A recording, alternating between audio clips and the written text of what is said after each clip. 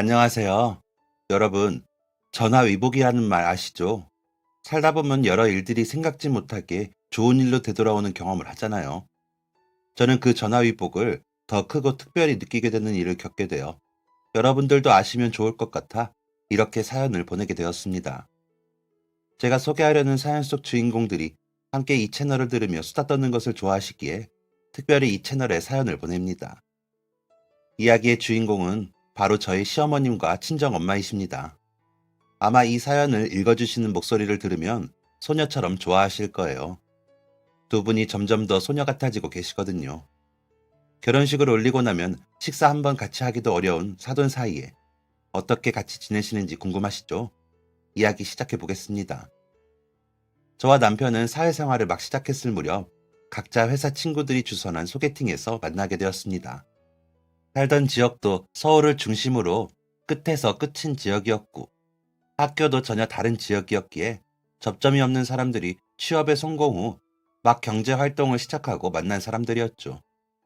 저는 남편을 만나기 전까지 대학교 때 만나던 남자친구들이 있었지만 뭐가 그리 안 맞았는지 오래 만나보지도 못하고 헤어졌었습니다. 그렇게 오랜 기간 연애를 제대로 해본 기간이 길지 않았던 저와는 달리 남편은 고등학교 때부터 군대 갈 때까지 만난 여자친구가 처음이자 마지막 연애였다고 하더라고요. 그런 다른 점에 끌렸던 걸까요? 저희는 너무나 다른 서로에 대해 질문을 하다가 서로에 대해 알게 되었고, 그런 점들이 끌려 세 번인가 만나고 연애를 하게 되었습니다.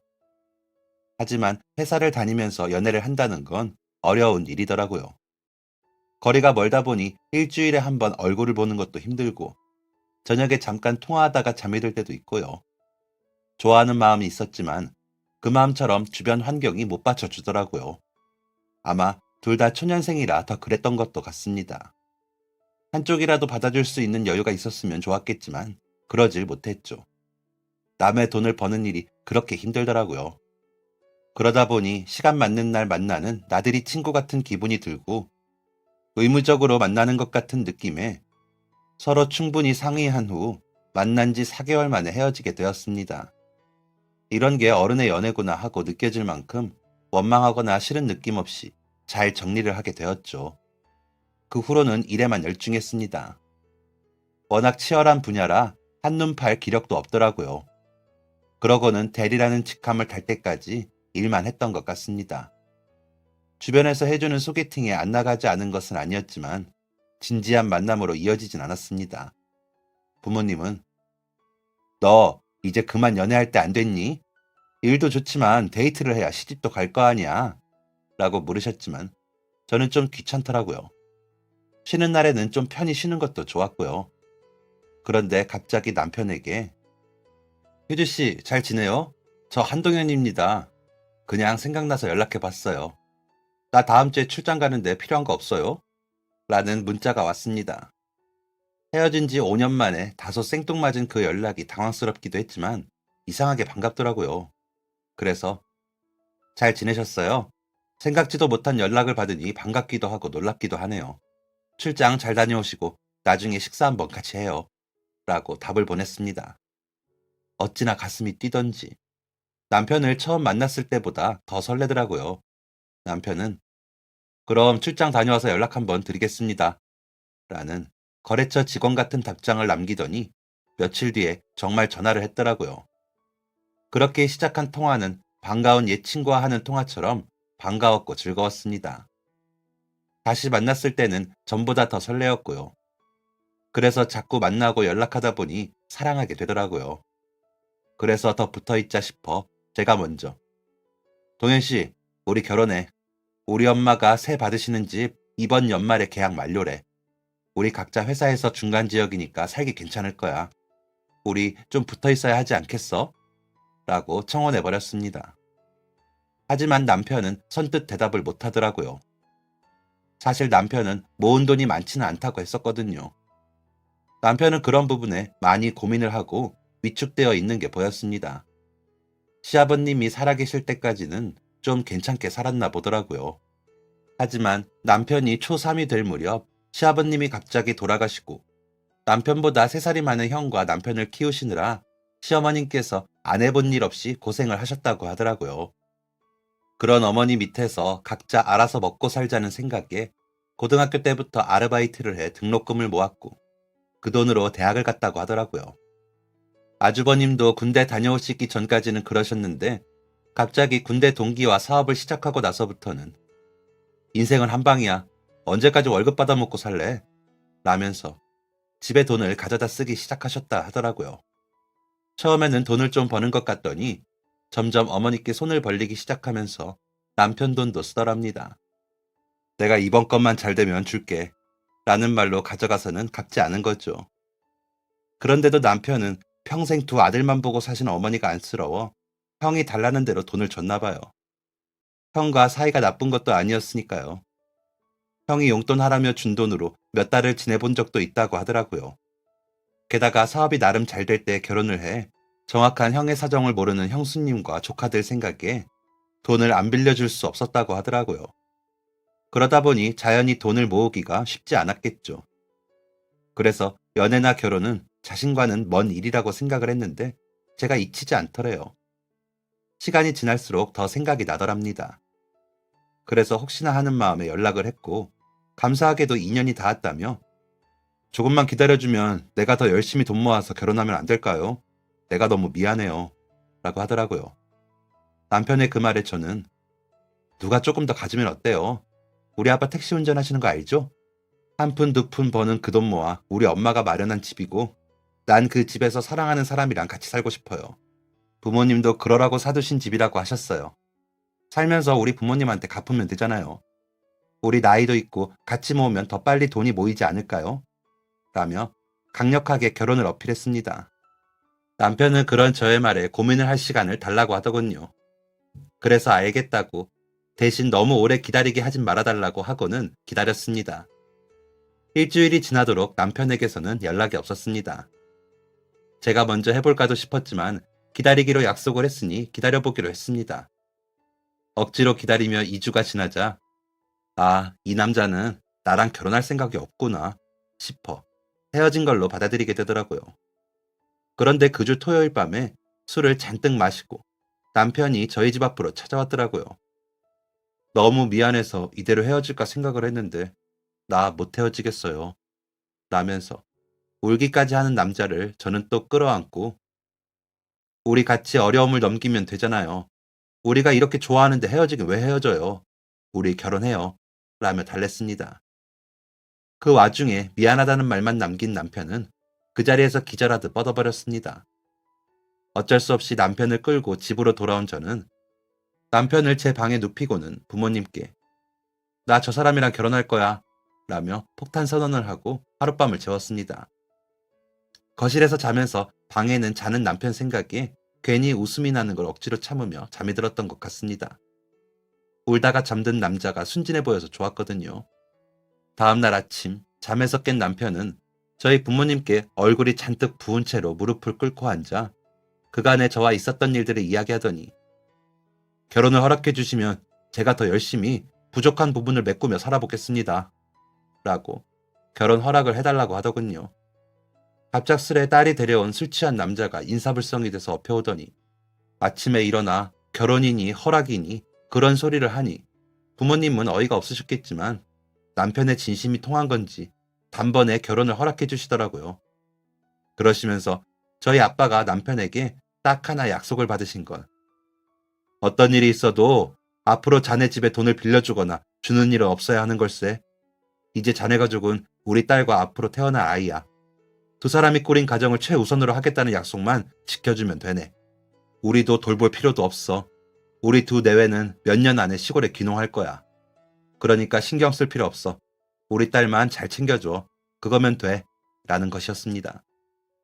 남편은 그 말에 눈물을 흘리더니 감사합니다. 라고 했습니다. 그렇게 저희는 제가 부모님이 마련해 주신 집을 신혼집으로 하기로 하고 남편이 혼수를 하는 결혼을 했습니다. 그동안 제가 회사 생활하며 모은 돈은 부모님께 드리고 일부만 제가 가지고 결혼을 했죠. 상견례장에서 뵌 어머님은 저희 부모님 앞에서 몸둘 바를 모르셨습니다. 귀한 따님을 제가 이렇게 준비 없이 며느리로 맞이하게 되어 너무 죄송합니다. 라며 고개 숙여 인사하시는 모습에서 진심이 느껴졌습니다. 본인의 잘못이 아닌데도 너무 미안해 하시더라고요. 하지만 아주버님은 제가 일만 잘 되면 동생 사는 것쯤은 보살펴 줄 테니 너무 걱정 마십시오. 라며 허세를 부리는 모습이 좀 싫더라고요. 그러면서 우리 어머니 모시는 건 제가 알아서 할 테니 동생네 부부는 두 사람만 잘 살면 됩니다. 라며 큰소리 치더라고요. 남편도 그 부분은 약속을 받았다며 이야기했던 부분이라 믿어보기로 했으나 아주버님의 그 허세 어린 말투가 걸리긴 했었습니다. 결혼을 하고 10년간 저희는 걱정했던 것보다 더 잘 지냈습니다. 시어머님은 고생은 하셨지만 성품이 모나지 않으시고 유하셔서 제가 뭐라도 해드리면 너무 고마워하시면서 고맙다. 내가 아들 복은 없어도 며느리 복이 많아. 너무 고맙다. 라며 진심으로 대해주셨습니다. 형님은 아주버님과 달리 저희 결혼할 때 아무것도 못 해주고 남편 돈도 못 갚으신 게 마음에 걸리셨는지 명절이나 다른 때에도 제게 뭘 같이 하자 하지 않으시고 혼자서 다 하셨습니다. 제가 너무 죄송해서 형님, 이번엔 제가 이런 것 좀 할까요? 라고 여쭤보면 바쁜데 그런 거 신경 쓰지 말고 와서 놀다가 가. 내가 어머님이랑 오래 지냈으니까 어머님 방식대로 하면 돼. 동서는 그런 거 신경 쓰지 말고 라고 하셔서 조카들 용돈이나 선물로 대신하고는 했습니다. 조카들은 남자 쌍둥이였는데 어찌나 착하고 말을 잘 듣는지 남편이나 저도 예뻐했거든요.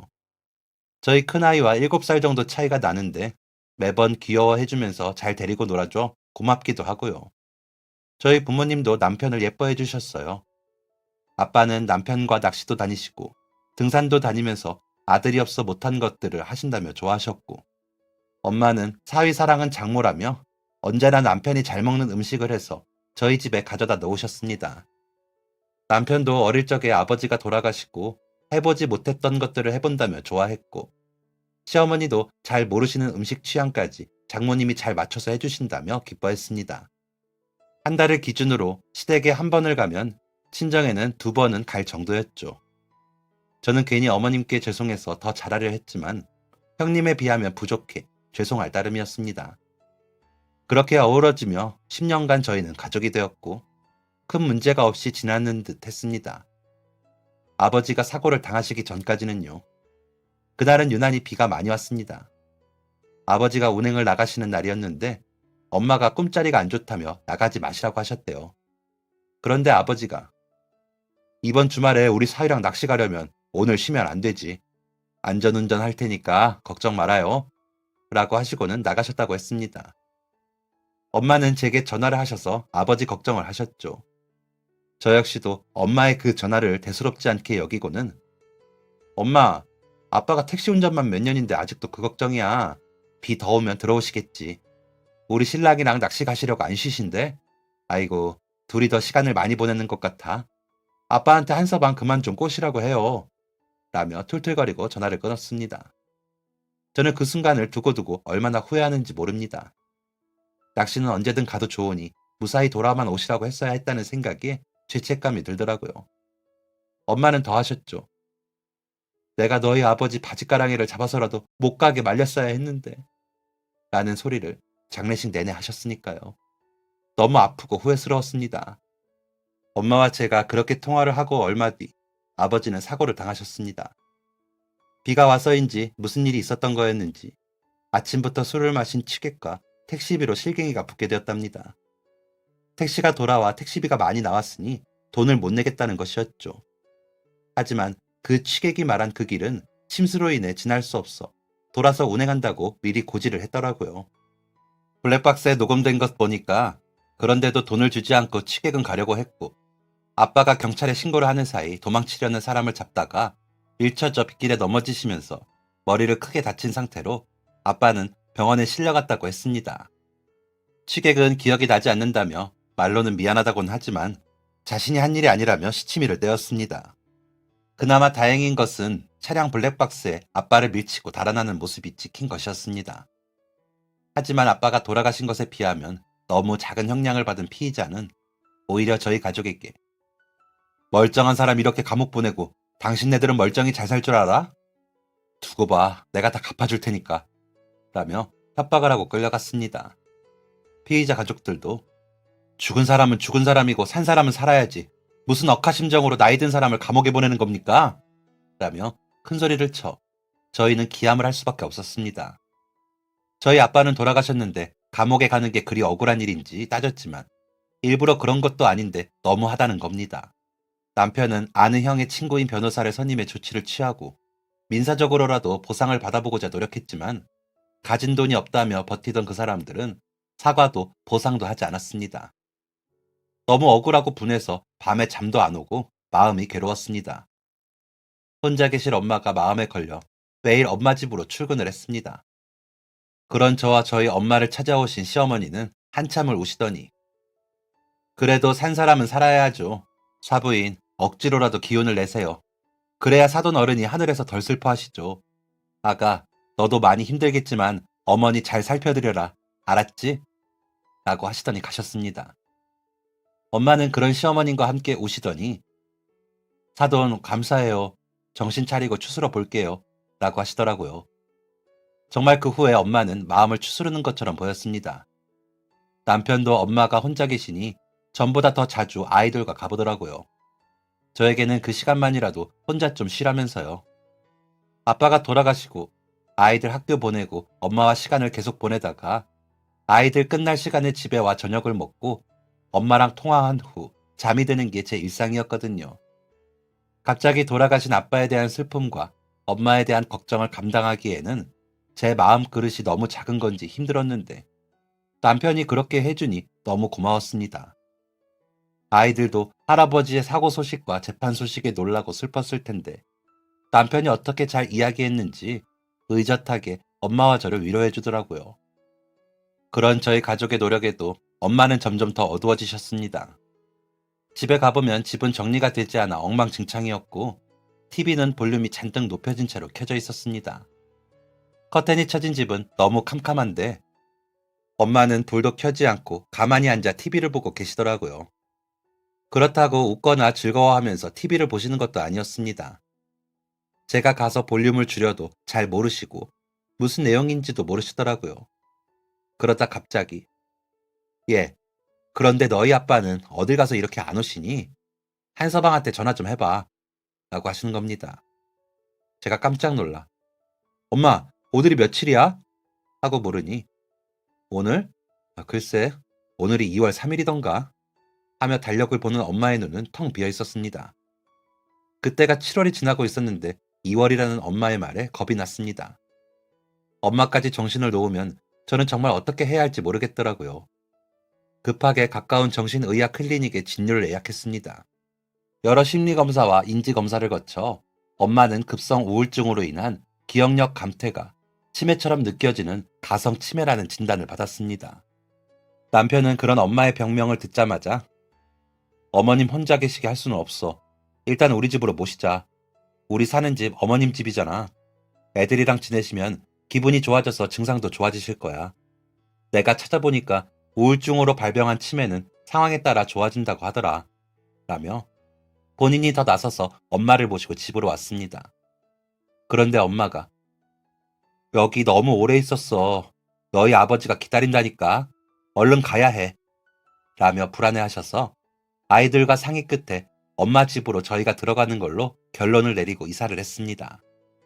엄마 아빠가 함께 사시던 그대로를 유지하면서 저희가 들어간 게 티가 나지 않아야 했기에 이사 내내 신경을 얼마나 썼는지 모릅니다. 아이들은 방도 더 많다고 좋아했지만 저는 마음이 안 좋았습니다.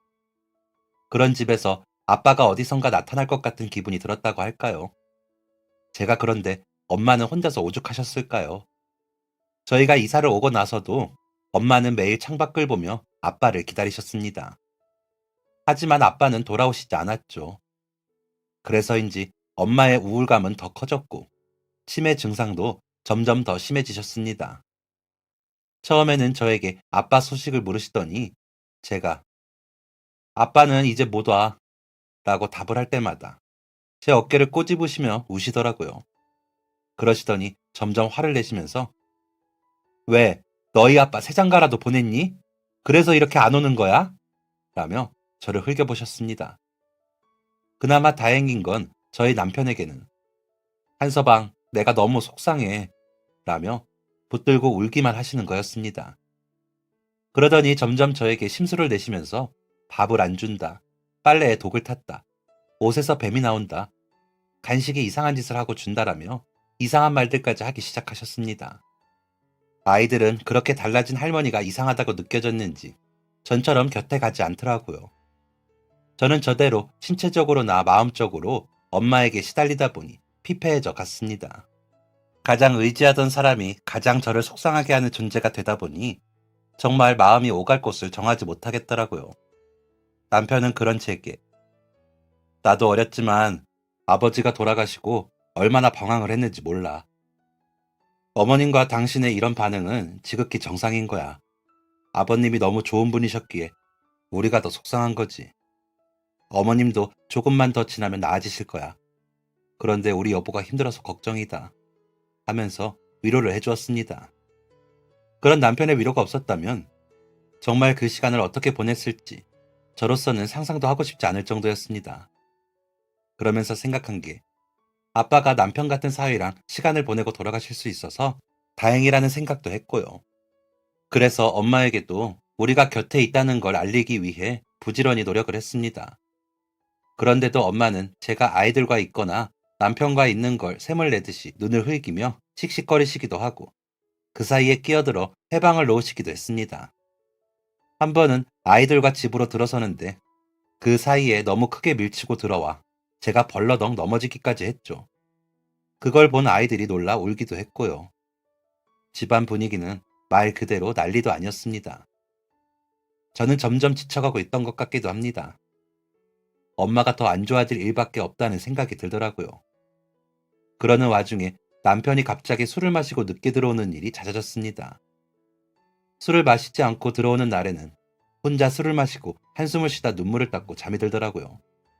제가 까닭을 물어도 내가 못나서 그래, 아무것도 아니야 라고 답하며 울다가 잠이 들 뿐이었고 다음날 아침에도 아무 말 없이 나가기를 며칠 동안 반복하더라고요. 그런 남편을 보고 저는 저 사람도 지쳤나 보다. 그래, 아무리 좋은 사람이어도 제 부모가 아닌데 힘들고 지치겠지 라고 생각을 하면서 이해를 하기는 했지만 내심 서운하기도 했습니다. 엄마가 일부러 그러는 것도 아니고 아파서 그런 건데 그렇게 술을 마시고 올 필요가 있나 싶더라고요. 저도 지친 와중이다 보니 여차하면 이혼하고 엄마랑 나 둘이서 버텨야겠다는 생각을 할 정도였습니다. 저도 우리 엄마인데도 불구하고 지치고 힘든데 아이들과 남편을 오죽할까 싶기도 했거든요. 그렇게 마음을 졸이고 속 끓이던 며칠을 보내고 있는데 형님께 의외의 전화를 받고 남편이 왜 그랬는지 알게 되었습니다. 동서, 이야기 들었지? 정말 미안해. 우리도 어떻게 해보지를 못했어. 나도 너무 늦게 알아서 너무 급하게 일이 진행이 됐어. 이 집 팔고 정리되는 대로 우리 친정오빠 살고 있는 말레이시아로 갈 거야. 가서 오빠 일 도우면서 돈 모아서 얼른 어머니 모시러 올게. 정말 미안해.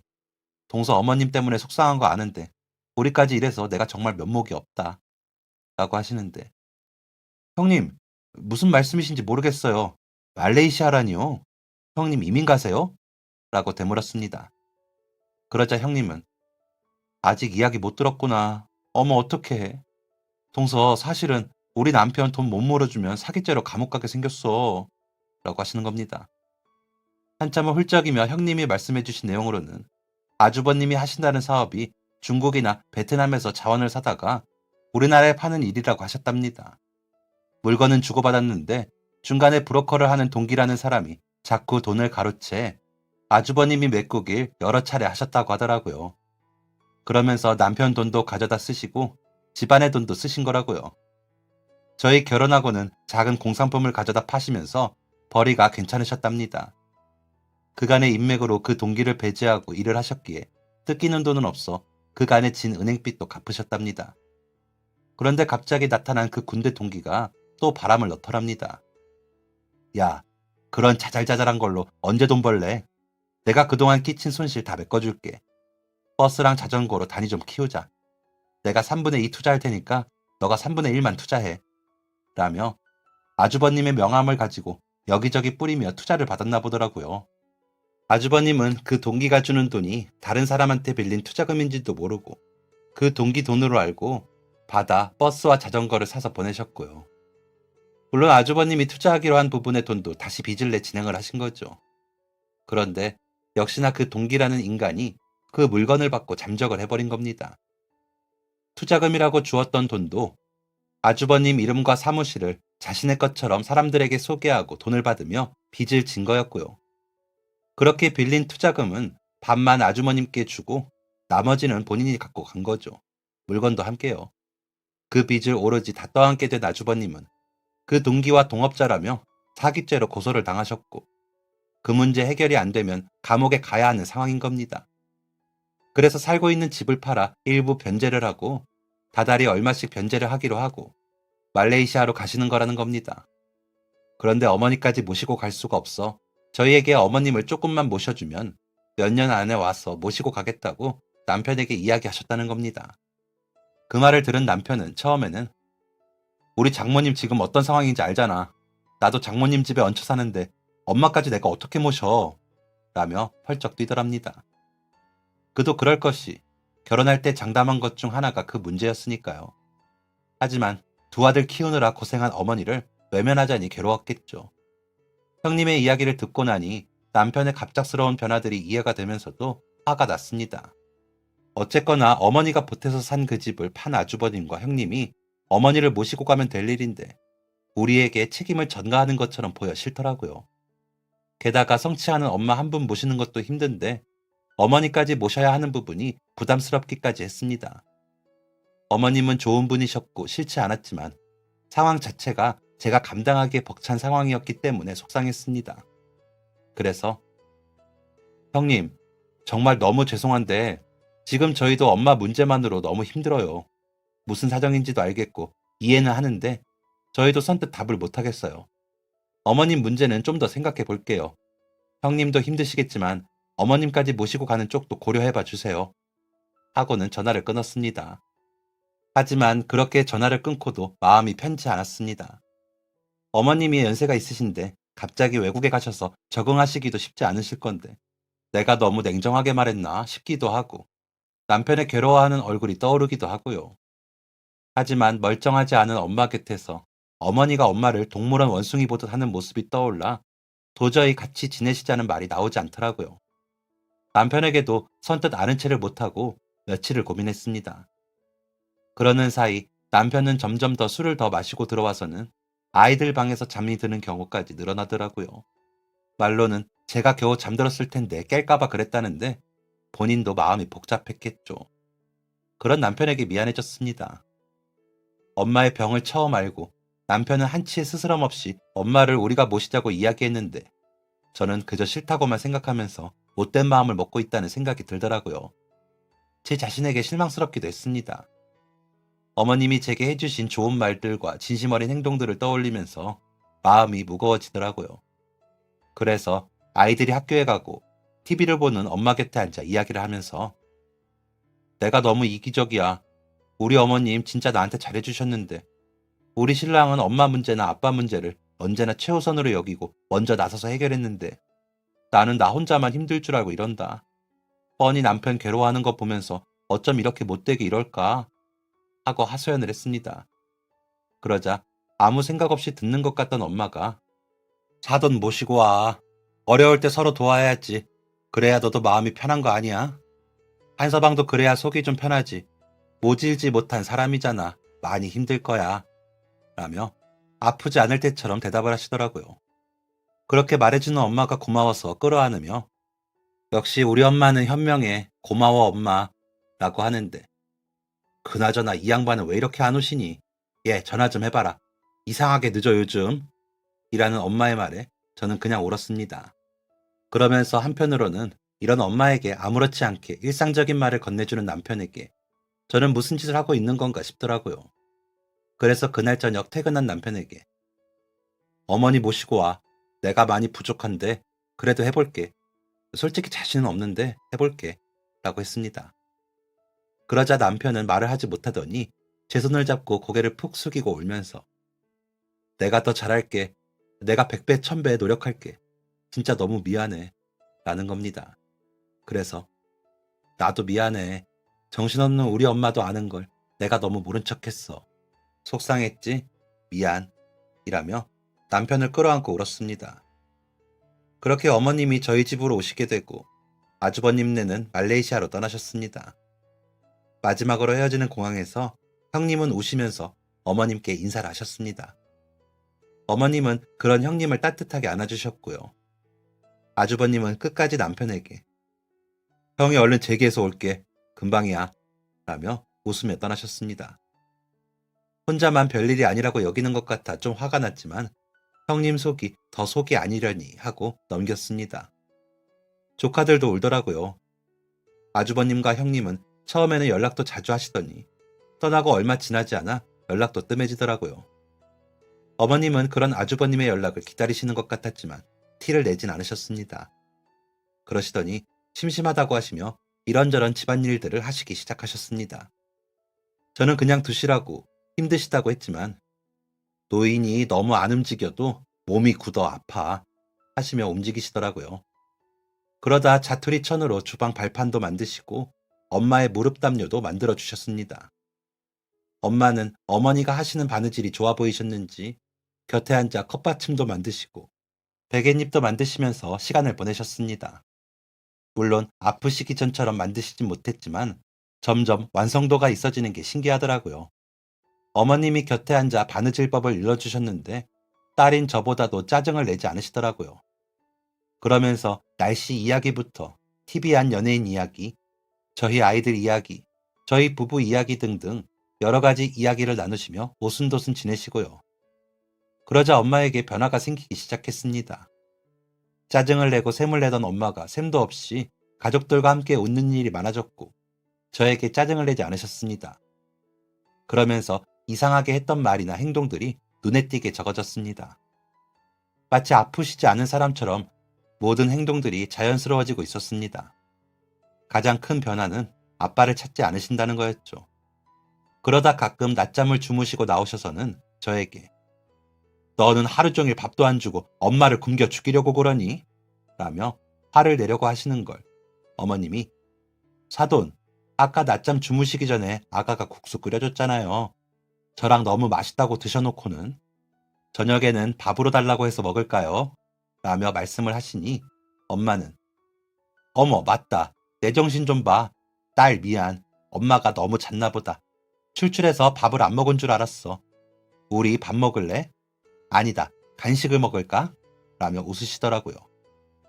그렇게 중재를 해주시는 어머님이 계시니 엄마의 변화가 점점 눈에 띄게 나타나고 아이들도 다시 전처럼 할머니 곁에 앉아 놀기도 하고 학교에서 무슨 일이 있었는지 이야기도 해드리면서 웃는 시간이 길어졌습니다.